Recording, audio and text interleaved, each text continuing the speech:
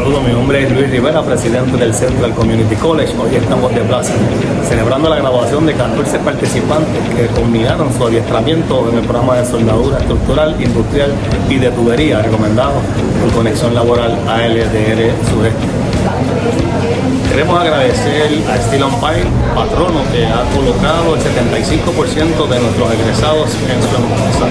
Estamos muy contentos que ellos siempre dicen presente a la hora de darle la oportunidad a estos jóvenes que se adiestran en este programa que representa una bendición para cada uno de ellos.